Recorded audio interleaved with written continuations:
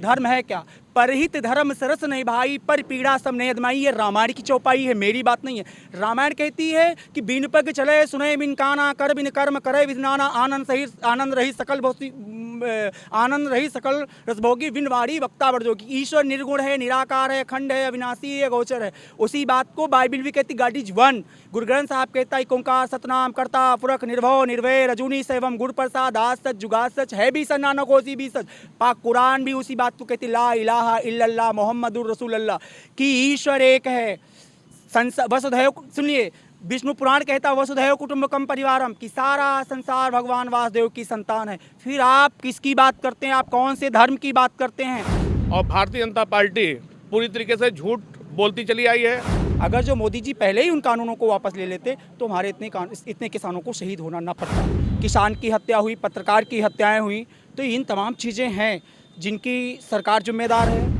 इसलिए किसान जो है इस सरकार से तंग आ चुका है और सरकार को बदल कर रखेगा। ये आप मान लीजिए 2022 में भाजपा साफ हो जाए। झूठ बोलने का काम करती सरकार, झूठ बोलने में माहिर है, और इनकी 5 वर्ष सरकार सिर्फ झूठ बोलने पर ही चली है, क्योंकि दिखाते कुछ और है, होता कुछ और है। बस भारतीय जनता पार्टी के पास सिर्फ एक काम है, हिंदू बनाम मुस्लिम। नमस्कार, मैं सुनील तिवारी, आप देख रहे हैं माई भारत। आपको हम दिखा रहे हैं माई भारत का चुनावी कार्यक्रम क्या बोलती पब्लिक। जैसा कि मौसम के नज़रिए से देखें तो आज कड़ाके की ठंड है, लेकिन चुनाव के नज़रिए से देखें तो माहौल गर्म है। आज हम खड़े हैं सीतापुर के लहरपुर विधानसभा क्षेत्र में, और हमारे साथ मौजूद है लहरपुर की आम जनता। हमसे बात करेंगे चुनावी माहौल के बारे में और लहरपुर के विकास के बारे में। तो सबसे पहले हम बात करेंगे भाई साहब से। भाई साहब, नाम है आपका? मेरा नाम अजीत कुमार वर्मा है। अच्छा, क्या लगता है इस बार आने वाले 2022 के विधानसभा चुनाव में किसकी सरकार आएगी? देखिए, मेन चीज़ तय करता है जो मौजूदा सरकार है उसने क्या विकास किया है, और पूर्ववर्ती सरकार ने क्या किसानों को, मजदूरों को, नौजवानों को दिया है। मौजूदा सरकार ने तो सिर्फ नौजवान और देश के किसानों को ठगने का काम किया है, चाहे वो 3 कृषि काले कानून हो, चाहे वो छुट्टा आवारा पशु हो। लेकिन कृषि कानून तो अगर कृषि कानून गलत होता तो वो वापस नहीं लिया था मोदी सरकार ने, तो उसको वापस ले लिया। आप एक चीज़ बताइए, जो सही वापस लेना था, जब किसान आंदोलन कर रहे थे उसी समय उनको प्रधानमंत्री जी को ले लेना चाहिए था। 1 साल बाद प्रधानमंत्री जी ने वो तीनों काले कानूनों को वापस लिया, जिसमें लगभग 750 किसान शहीद हो गए। उसके बाद अगर जो मोदी जी पहले ही उन कानूनों को वापस ले लेते तो हमारे इतने किसानों को शहीद होना ना पड़ता। उसके बाद में आप ले लीजिए उसी आंदोलन, उसी मैटर को लेकर के लखीमपुर का आप कांड देख लीजिए, किसान की हत्या हुई, पत्रकार की हत्याएँ हुई। तो इन तमाम चीज़ें हैं जिनकी सरकार जिम्मेदार है। अब छुट्टा आवारा पशुओं की वजह से किसानों की फसलें नष्ट हो रही हैं। गेहूं की फसल जा रही है, धान की फसल किसी तरीके से बची भी थी। उसके बाद धान हमारा क्या बिका? सरकार तो कह रही है MSP दे रहे, कहाँ MSP है? किसान का धान 1000 रुपये, 1100 रुपये, 1200 रुपये मंडी में बिका। यहाँ लेबियाँ लगी हैं, सरकार कह रही है लेबी लगी। आप मंडी में जाइए, देखिए जाकर के, किसी भी किसान का धान नहीं खरीदा जाता। वहाँ दलालों का धान खरीदा जाता है, वहाँ जो विधायक के जो लोग हैं उनके धान खरीदे जाते हैं, या सांसद के लोग हैं उनके धान खरीदे जाते हैं। मतलब आम लोगों का धान क्या नहीं खरीदा जा रहा है? ये आपका आरोप है कि आम लोगों का धान के केंद्र में नहीं खरीदा जा रहा है, और विधायकों और सांसदों का धान, कि लोगों का धान खरीदा जा रहा है। बिल्कुल। तो किसान का जब धान नहीं खरीदा जाएगा, किसान का गेहूं नहीं खरीदा जाएगा, तो किसान क्या करेगा? वो यही कहेगा, जैसे पूर्ववर्ती सरकार हमारे 2 जूते लगाती थी, ये आए हैं 100 लगा रहे हैं, तो आदमी क्या कहेगा कि हम पूर्ववर्ती सरकार 2 ही जूते खाएं, 98 फालतू क्यों खाएं? इसलिए किसान जो है इस सरकार से तंग आ चुका है और सरकार को बदल कर रखेगा। ये आप मान लीजिए 2022 में भाजपा साफ हो जाएगी। लेकिन जब अभी कुछ दिनों पहले योगी सरकार ने कई किसानों की कर्ज माफ़ी भी का ऐलान किया, और कई अन्य किसानों के हित में नियम निकाले, उस पर क्या कहेंगे आप एक चीज़ बताइए, सरकार ने कहा था कि किसानों का हम कर्जा माफ़ करेंगे। किसानों ने वोट भी दिया था इसी बेस पे भारतीय जनता पार्टी को। लोगों ने वोट दिया था कि भारतीय जनता पार्टी की सरकार आएगी, हमारा संपूर्ण कर्जा मुक्त होगा। लेकिन उसमें भी एक बड़ा लंबा खेल हुआ। उसमें हुआ ये कि कुछ किसानों का कर्जा माफ़ कर दिया जो उसके दायरे में आते थे। इन्होंने सीमांत लक्ष्य सीमांत की बात कही, जबकि उसके पहले सीमांत लक्ष्य सीमांत की कोई बात ही नहीं थी। लेकिन बाद में चलो सीमांत लक्ष्य सीमांत की भी बात कही, जो सीमांत में भी आते थे। जो उस दायरे में भी आते थे। आप चलिए मेहंदीपुरा में आर्यावर्त बैंक है, शाखा मेहंदीपुरा, आपको कम से कम हम 1000 लोगों को दिखाएं चल करके, जो उस दायरे में आते थे, उनके कर्जा माफ़ी नहीं हुआ, बल्कि उनके खाते एनपीए हो गए, और उनको जो है एनपीए जब हो गए, उनकी आरसियां जारी कर दी गई और उनको डबल भुगतान करना पड़ा। आपका कहना है कि ये जो योगी सरकार है ये केवल दिखावा कर रही है, झूठ बोलने का काम करती सरकार, झूठ बोलने में माहिर है, और इनकी 5 वर्ष सरकार सिर्फ झूठ बोलने पर ही चली है, क्योंकि दिखाते कुछ और है, होता कुछ और है, बस इनके पास झूठ बोलने के अलावा कुछ नहीं। झूठा अगर लहरपुर के विकास के बारे में बात करें, जिस क्षेत्र में हम खड़े हैं उसके विकास के बारे में बात करें, तो हमने जब जनसंपर्क किया तो उनसे मालूम पड़ा कि लहरपुर में काफ़ी विकास हुआ है। इस पर क्या कहेंगे आप बताइए कौन सा विकास हो गए, बताइए हमें। तो जैसे योगी सरकार ने गड्ढा मुक्त योजना की तो लहरपुर में ज़्यादा सड़कें मुझे गड्ढा मुक्त दिखी। ये जो रोड आप आए होंगे लखनऊ से चल करके, ये पूर्ववर्ती सरकार में रोड बनी थी, ये वैसे कैसे है, इस पर एक भी दाना गिट्टी नहीं पड़ी है। और आप चलिए अभी यहीं बगल में ही आपको दिखा दे कि ये भी रोड है, तमाम रोडें हैं जो गड्ढा मुक्त नहीं हुई, बिल्कुल एकदम खुली हैं। सरकार सिर्फ देखिए, सरकार सिर्फ आंकड़े बताती है और सिर्फ कागजों में दिखाती है, और आंकड़ों से पेट भरने वाला नहीं है। किसानों के बारे में भी सरकार आंकड़े बताती है, और गड्ढा मुक्ति की जो बात करती है, आपको 500 सीतापुर से आप चाहिए दिल्ली तक जाइए, देखिए कौन सा गड्ढा मुक्त हो गया, क्या हुआ। बिल्कुल आप शाहजहांपुर तक आप जा नहीं सकते, आप बरेली तक आप जा नहीं सकते, क्या फिर विकास हुआ। केंद्र में आपकी सरकार है, राज्य में आपकी सरकार, इन रोडों को कौन बनवाएगा, कौन जिम्मेदार है इस रोड का। चलिए अब हम बात करेंगे कुछ और लोगों से। दादा आपका नाम? सलीम बेग। दादा आपको क्या लगता है कि इस बार चुनाव में किसकी सरकार आएगी और क्यों आना चाहेगी?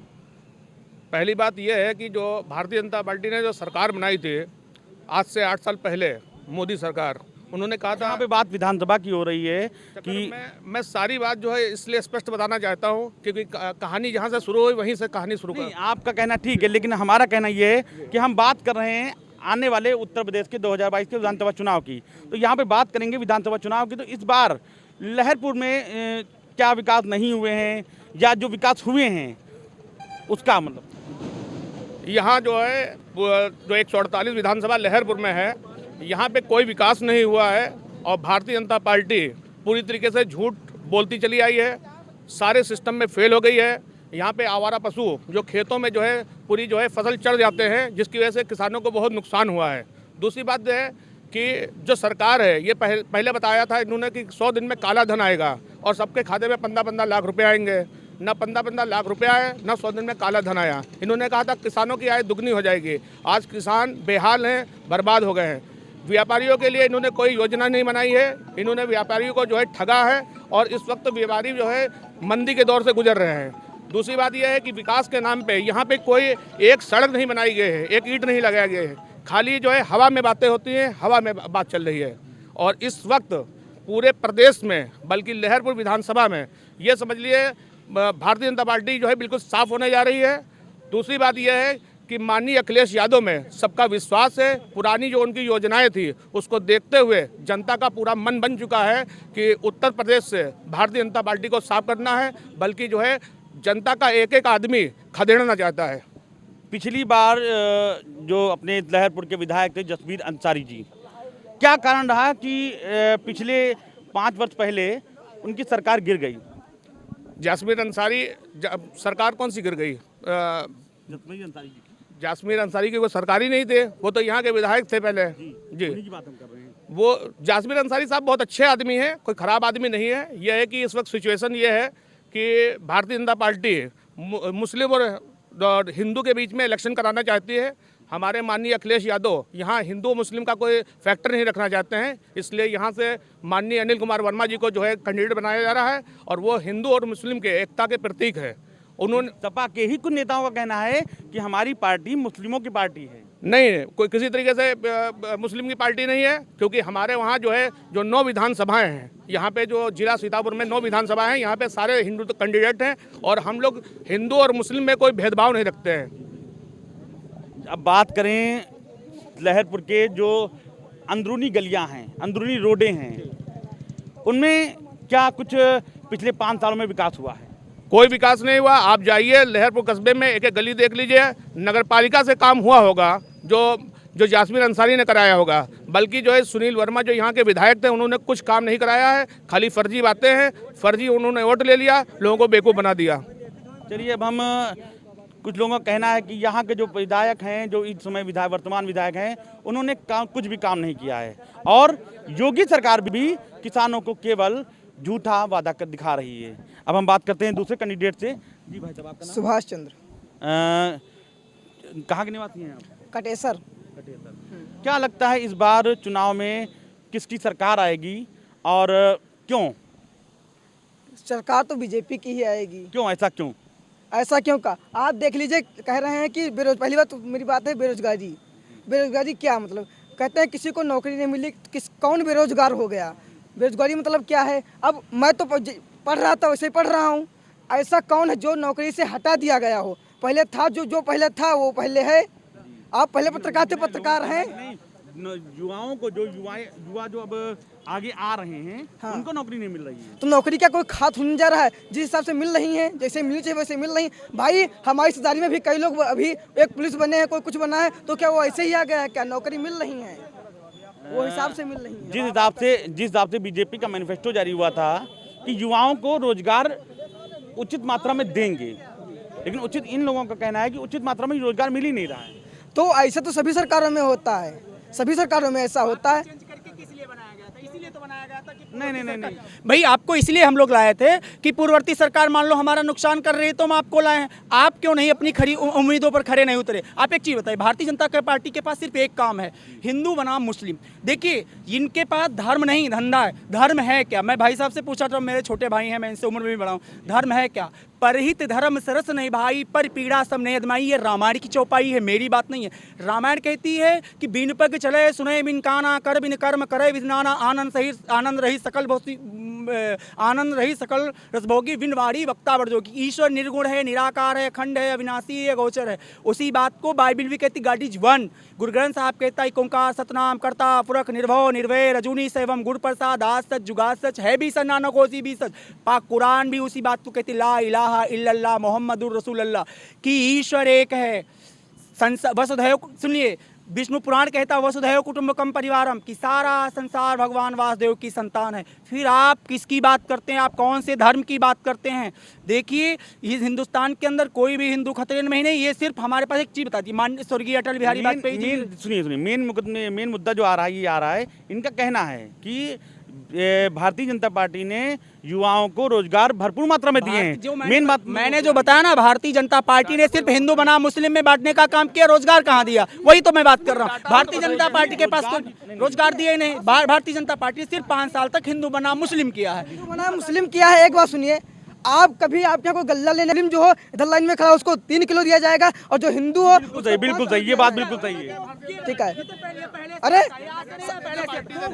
राशन बहुत पहले से आता। पहले सुन लीजिए, मैं एक सेकंड, आप एक चीज बताइए। देखिए राशन जो मिलता था पहले, अंत्योदय कार्ड बने थे, गरीबी रेखा से नीचे वाले, ठीक है, उनको 100 रुपए में 35 किलो दिया जाता था। उसके बाद में कुछ लोग गरीबी रेखा से नहीं 100 रुपए में, भैया क्या बात आप कर, तुमको नहीं पता है। उसके बाद में फिर कुछ लोगों को 200 रुपए में गल्ला दिया जाता था, 160 या 200 रुपए में, जो गरीबी रेखा से ऊपर लोग होते थे। तो ये व्यवस्था तो पहले से थी। आपने कौन सी ऐसी सिचुएशन देश के अंदर ला दी कि लोगों को आपके सामने हाथ फैलाना पड़ा? ये हमेशा भारतीय जनता पार्टी कहती है कि हम आपको अनाज दे रहे हैं। मैं इनसे कहना चाहता हूँ, ये मुझे 5 किलो देते हैं, मैं इनको 10 किलो दूंगा अनाज। आप मेरे उत्पादन का न्यूनतम समर्थन मूल्य दे दीजिए, जो मोदी जी कह रहे थे कि मैं दूंगा। न्यूनतम समर्थन मूल्य के बारे में उस पर क्या कहेंगे? उस पर हम कुछ नहीं कहेंगे। हम ये कह रहे हैं जो 3 तलाक सरकार ने लगाया, सरकार ने जो मेन बात सुनिए। मेरी बात सुनिए। इनका जो मेन बात आई न्यूनतम समर्थन मूल्य के बारे में, कि धान का केंद्र है, न्यूनतम समर्थन मूल्य इनके हिसाब से होना चाहिए, क्यों नहीं हो रहा? हो तो रहा है भाई। हमने भी अपना धान बेचा, हमने भी अपना धान बेचा 1200 में बिका धान। तो बताइए तो सरकार जो दे रही है वो कितने रुपए, उसका रेट कितना है? बात करते हैं। क्या दादा आपका नाम बताइए। संस्कार मिश्रा जी, संस्कार मिश्रा। आपको जो विपक्ष आरोप लगा रहे हैं, तो उस पर क्या आप कहेंगे? आप उस पर ये कहना है, जैसे क्या नाम है, किसी भी मुद्दा उठा लीजिए, जैसे राशन वाला मुद्दा आया, करीब 15 करोड़ लोगों को मुफ्त में राशन दिया गया है। लेकिन एक बात हम आपसे ही पूछना चाहेंगे कि कोरोना महामारी जैसी भयानक बीमारी जब आई, तो मोदी सरकार ने ऐसी परिस्थिति में फ्री अनाज बांटा, उस पर आप क्या कहेंगे? वो लोगों जो समर्थ नहीं थे, जैसे लोग जो यहाँ रुक रहा है किराए से आके दूसरे क्या नाम है अलग जगह से आके रुक रहा है, उसको भी राहत मिली है। और जो गरीब लोग थे उनको भी राहत मिली, जो नौकरी करते थे दिहाड़ी वाले उनको भी राहत मिली। और मुफ्त में राशन दिया गया है और प्रशासन भी ठीक हुआ है इनकी सरकारों में। करीब क्या नाम है जब से कोरोना आई है तब से क्या नाम है हर जिले पर एक मेडिकल कॉलेज बनाया जाएगा, ऐसी भी लाए हैं।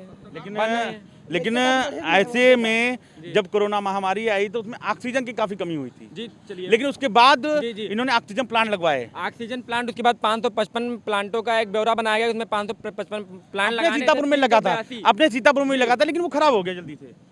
तो उसके कुछ कारण रहे होंगे, लेकिन ये अब तो चल रहा है वो सही से जिले में। दिखावा तो नहीं था ना सरकार का, वो दिखावा नहीं था। अब इस समय में 382 ऑक्सीजन प्लांट चल रहे हैं तीसरी लहर के लिए। जी मतलब कहीं ना कहीं सरकार को ये पता है कि थर्ड वेव आएगी, उसके लिए। अच्छा ये बात तो हम आपसे जानना चाहेंगे कि ऐसे में इनसे सवाल ये करिए कि जो संकल्प पत्र था 100 दिन में काला धन आना था, 15-15 लाख रुपए बैठने थे, किसानों की आय दुगनी होनी थी, 2 करोड़ नौकरियां थी, बुलेट ट्रेन चलनी थी, स्मार्ट सिटी बननी थी, महंगाई कम करनी थी, वो कहाँ गया? बताइए भाई, इसका जवाब दीजिए आप। जैसे एक दीमक होता है, वो 5-10 वर्षों से लकड़ी को खा रहा हो तो एकदम से उसको आप सही नहीं कर सकेंगे, धीरे धीरे सही करेंगे। तो भाजपा सरकार एक गड्ढे को भर रही हिसाब से है। जितने इन्होंने आपके हिसाब से इन्होंने जितने आरोप लगाए हैं उसमें कितने पूरे हुए? क्या है काला धन उसमें सब गलत है, इनके आरोप लगाए गए जो हैं। आरोप इन्होंने जो भी लगाए, चाहे वो कोई भी आरोप हो, उसमें कितने आपके उधर से पूरे हुए हैं? बीजेपी ने पूरे किए हैं वादे, ज़्यादा सभी वादे पूरे किए हैं बीजेपी ने। जैसे जैसे जैसे जैसे जैसे जैसे जैसे क्या नाम है आपका, हर विद्यालय बनवाने थे बीजेपी को, करीब 1.5 लाख विद्यालय बनवाने थे जो जिनमें सरकारी विद्यालय बनने थे, वो 1.5 लाख विद्यालय लगभग बन रहे हैं, कायाकल्प हो गए हैं, सरकारी स्कूल सही बन रहे हैं। 5 साल में बीजेपी पहले तो अपना नाम बताइए। हमारा नाम राहुल कुमार है। कहाँ के निवासी हैं? जी हम निवासी सीतापुर के निवासी हैं। लहरपुर में कैसे आना हो गया? लहरपुर में हमारा आना जाना रहता है। हाँ, तो आप क्या करते हैं बताइए। हम भाई प्रैक्टिस करते हैं डॉक्टरी की। हाँ, ये इन 5 साल में हम ये कह रहे हैं बीजेपी की जो सरकार यूपी ये इनकी थी अखिलेश यादव की, ये जो थी ये वैकेंसियाँ निकाल रहे थे, सरकारी जॉबें दिला रहे थे। और ये इन 5 सालों में कितनी जॉबें मिली हैं आदमी को, कितनी जॉब इनकी वैकेंसी निकाली गई हैं। जो आपका कहना मतलब है कि रोजगार नहीं मिल रहा। हाँ, रोजगार नहीं, आदमी बेरोजगार है। लेकिन भाई साहब का कहना है कि रोजगार भरपूर मात्रा में मिला था। सॉरी, इनका कहना है कहाँ भाई साहब रोजगार? मैं बताता हूँ, भाई साहब चिकित्सा विभाग से जुड़े हुए हैं। 9,512 मेडिकल कर्मचारी भर्ती किए गए हैं, जिनमें पैरा मेडिकल भी स्टाफ है। तो कहाँ क्या चिकित्सा विभाग के लोग बेरोजगार हैं? बताइए क्या चीज? 9,512 लोग जी। क्या नाम नई स्टाफ की भर्ती की गई पैरा मेडिकल वालों की। अरे लीजिए बात। इतने बड़े उत्तर प्रदेश में 9,000 की भर्ती हो गई तो बहुत बड़ा काम हो गया। आप बताइए कि यहाँ पे जो है जितना भी आप बताइए, अखिलेश यादव की सरकार में या समाजवादी पार्टी की सरकार में रोजगार का कितना % था? रोजगार का परसेंट जो है इनसे तो ज़्यादा ही था, इनसे ज़्यादा था। और इनकी सरकार में जो परसेंटेज था वो गिर के जो है 0 पे आ गया है। जी इन्होंने किसानों की जो है आय जो है दोगुनी करने की बात की थी। इन्होंने कह रहे हैं, मोदी जी बड़ा प्रचार करते हैं कि हमने किसानों का 14 दिन के अंदर गन्ने का भुगतान कर दिया।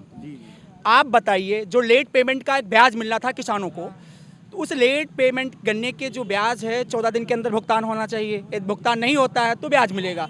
ये पूर्व जब 2014 में नरेंद्र मोदी जी आए थे, उन्होंने भी यही कहा था। उसके बाद 17 के चुनाव में योगी जी ने भी कहा मैं आपको दिलवाऊंगा। आज 14 दिन के अंदर किसको भुगतान मिल रहा है? उसके लिए 2,000 करोड़ रुपया हमारा लेट पेमेंट का ब्याज था, जिसको पूर्ववर्ती सरकार अखिलेश यादव की सरकार ने माफ़ कर दिया था किसानों के पक्ष में।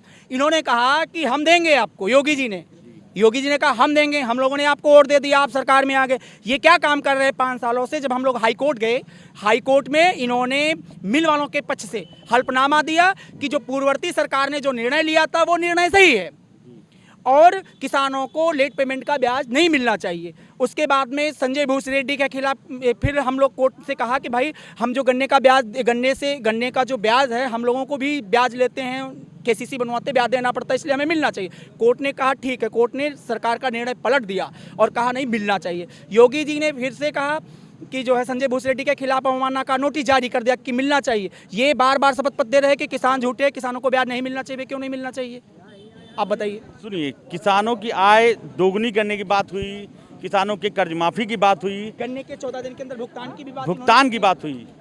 अब हम भाई साहब से जानना चाहेंगे कि क्या जो आरोप लगाए जा रहे हैं किसानों के आय दोगुनी के बारे में, किसानों के कर्ज माफी के बारे में, पहले किसानों की बात कर लेते हैं, पहले किसानों की बात कर लेते हैं, हम बताते हैं। पहले किसानों की बात कर लेते हैं। किसानों आप नहीं, मेरा सीधा सा सवाल है, बीजेपी सरकार ने इस 5 सालों में किसानों के हित में क्या क्या कार्य किए? 2.5 करोड़ किसान, करीब किसान लाभार्थियों को 6,000 रुपये वर्ष की आय से दिया गया है, प्रधानमंत्री किसान सम्मान निधि के हिसाब से। ठीक है, 20 चीनी मिलों का बात हुई, 20 चीनी मिलों का क्या नाम है लगभग पुनर्निर्माण कायाकल्प किया गया है। 1.5 लाख जो उनमें क्या नाम उनका पर्ची और चीज जमा थी, उनका वो भुगतान हुआ है 1.5 लाख लोगों का। और आपको पता नहीं है, Gola sugar factory, Paliya sugar factory, Khambarkheda sugar factory, Bajaj की जितनी शुगर फैक्ट्रियां हैं, आज सारी फैक्ट्रियों पर किसान आज कई महीनों से धरने पर बैठा है। पिछले साल का भुगतान नहीं हुआ है, फैक्ट्रियों का कायाकल्प हुआ, उससे हमसे क्या मतलब? चलिए उसको छोड़िए, एक किसानों की बात पे इन्होंने अपनी बात पर रख दिया। अब हम बात करेंगे लहरपुर की विकास के बारे में।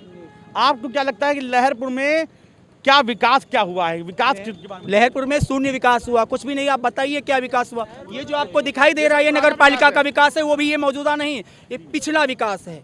ये सपा और बसपा की गवर्नमेंट जब हुआ करती थी, जब जसमीन अंसारी चेयरमैन थे, तब का ये विकास है। चलिए इसके बारे में आप बताइए, जैसे भैया ने कहा कि लहरपुर में विकास शून्य के बराबर में हुआ है, शून्य के बराबर यानी कि कुछ नहीं हुआ है। बढ़िया विकास हुआ है। ये रोड देख रहे हैं आप, बिस्मा रोड वाली, ये एकदम सिंगल रोड थी, कचरा भरा रहता था इसमें। ये रोड अभी सरकार में बनी है। जो ये आरोप लगा रहे हैं, जी आप लखीमपुर जाएंगे, सिंगल रोड था, एक गाड़ी नहीं निकल पाती थी, वो माननीय जी ने चौड़ी कराया और योगी आदित्यनाथ जी के कार्यकाल में हुआ है पूरा काम। जितिन प्रसाद जी की ये देन है। सुनिए, ये कह रहे हैं कि वो जितिन प्रसाद की देन है। जितिन प्रसाद जी कांग्रेस के थे तो भाजपा में काहे चले आए? नहीं, वो भाजपा वो जिन सिद्धांतों पे चलती थी, अब सरकार उन सिद्धांतों पे नहीं है, इसीलिए इस रोड की मेरी पूरी जिंदगी निकल गई। छोटे बच्चे विद्यालय आता हूँ। एक लोगों की बात, सुनिए, एक लोगों की बात सुनिए। जितिन प्रसाद जी की बात कर रहे हैं, तो जितिन प्रसाद जी भाजपा में क्यों चले आए? क्योंकि उनके जाने की नहीं हो रही है बात, पहले भी एक मिनट भाई पहले तो देखते थे, नहीं देखते, एक मिनट पहले भी तो देखते थे। सुन लीजिए, मेरी बात सुन लीजिए, आप बताइए।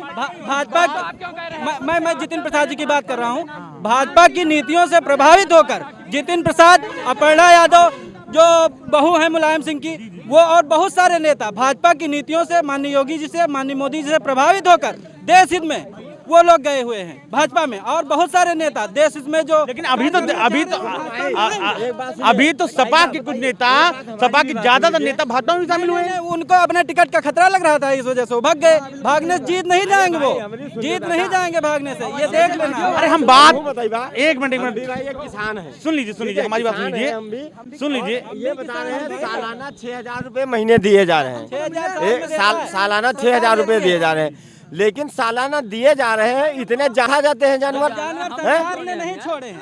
चैलेंज देता हूँ भारतीय जनता, सुनिए, मैं चैलेंज देता हूँ भारतीय जनता पार्टी के नरेंद्र मोदी जी को और माननीय उत्तर प्रदेश के जो मुख्यमंत्री योगी आदित्यनाथ जी हैं। किसान उनको 12,000 रुपए देगा, ये 6,000 देते, 12,000 देंगे। हमें MSP दीजिए, हमें न्यूनतम समर्थन मूल्य दीजिए।